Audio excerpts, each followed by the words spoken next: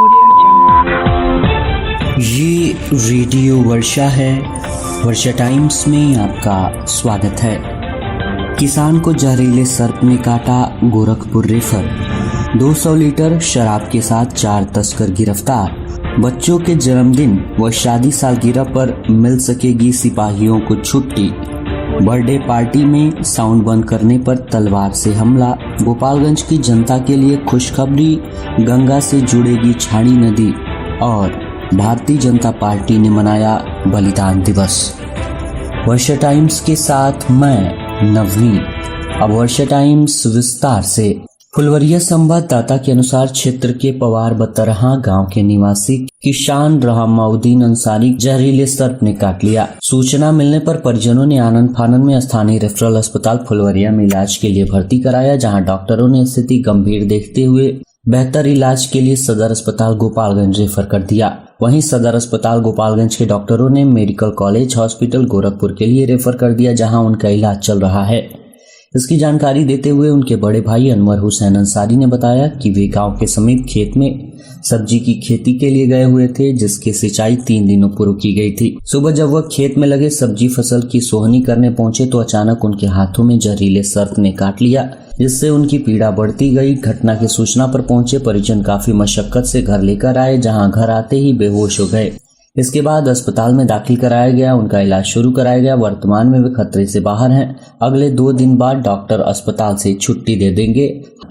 मांझागढ़ संवाददाता सुधीर श्रीवास्तव के अनुसार आज से 3 दिन पूर्व गोपालगंज के 2 युवक तथा मांझागढ़ थाना क्षेत्र गौसिया डुमरिया महुआ टोला के छोटेलाल शर्मा के 18 वर्षीय पुत्र प्रकाश कुमार शर्मा गोपालगंज थाना क्षेत्र ख्वाजे पर गंडक नदी में नहा रहे थे। इसी बीच तीनों युवक नदी की तेज धारा में डूब गए, जिससे गोपालगंज के दोनों युवक तैरकर नदी से निकल आए।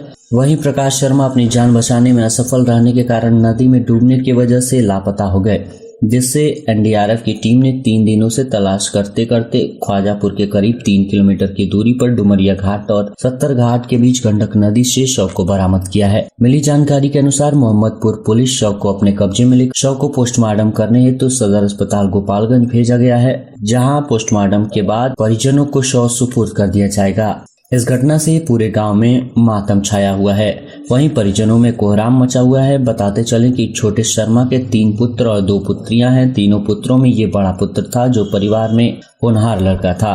साथ ही मांझागढ़ संवाददाता के अनुसार गुप्त सूचना पर मांझागढ़ थाना प्रभारी संग्राम सिंह ने थाना क्षेत्र अंतर्गत विभिन्न जगहों पर छापेमारी कर भारी मात्रा में शराब बरामद करने के साथ साथ 4 शराब तस्करों को गिरफ्तार किया है। बताते चले कि मांझागढ़ थाना प्रभारी संग्राम सिंह को गुप्त सूचना मिली कि मांझागढ़ थाना क्षेत्र विशंबरपुर गांव के स्वर्गीय उपेंद्र चौधरी के पुत्र राहुल कुमार और असरफी पासी के पुत्र ध्रुव पासी के द्वारा शराब बेची जा रही है। सूचना मिलने पर थाना प्रभारी ने अपने दल बल के साथ दोनों तस्करों के यहाँ छापेमारी कर 78 लीटर चुराई शराब बरामद करने के साथ दोनों को गिरफ्तार कर उत्पाद अधिनियम के तहत कार्यवाही की। साथ ही FIR दर्ज करने के बाद दोनों को हिरासत में गोपालगंज जेल भेज दिया गया है। वहीं दूसरी तरफ मांझागढ़ थाना क्षेत्र प्रतापपुर गांव के मुन्नीलाल पासी के पुत्र शिवनाथ पासी के घर छापेमारी कर 45 लीटर चुलाई शराब बरामद करते हुए तस्करों को गिरफ्तार कर लिया गया।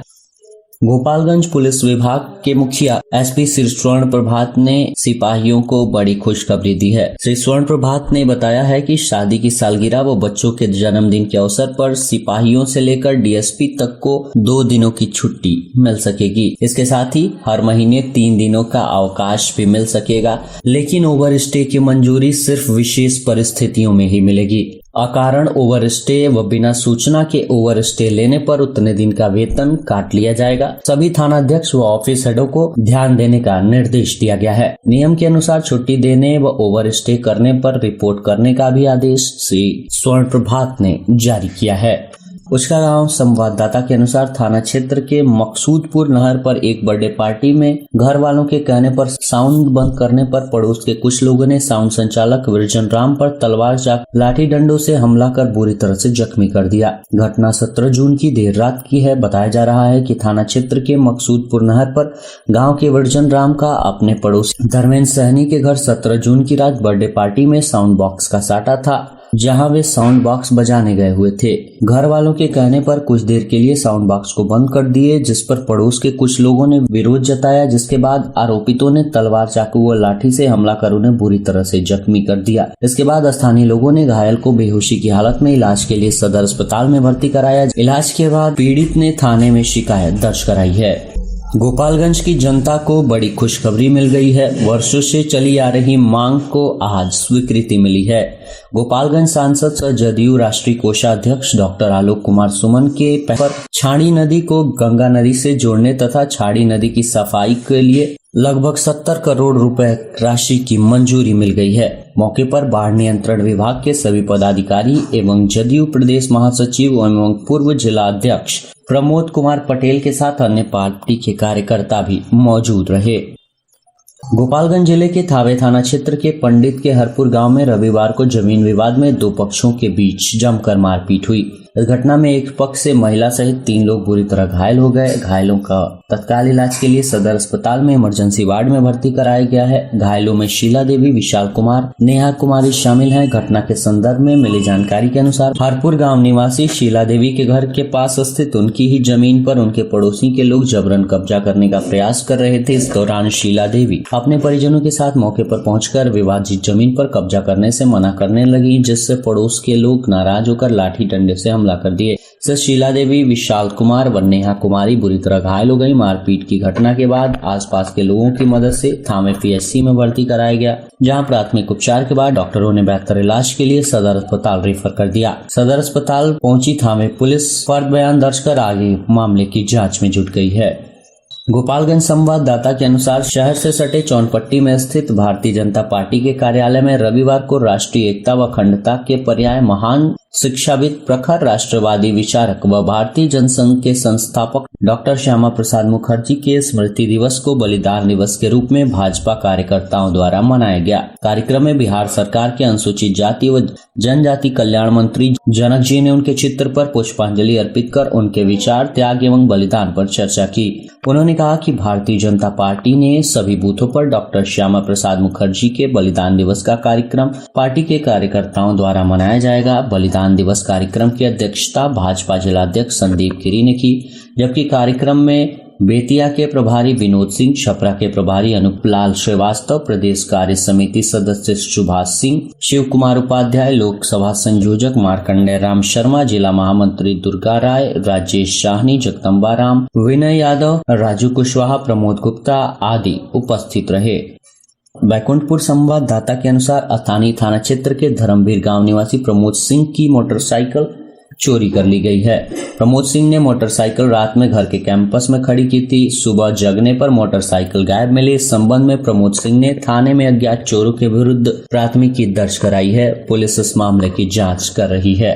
साथ ही बैकुंठपुर स्थानीय थाना क्षेत्र के मंगरू राय गांव में आपसी विवाद को लेकर चाकू मारकर एक युवक को गंभीर रूप से घायल कर दिया गया।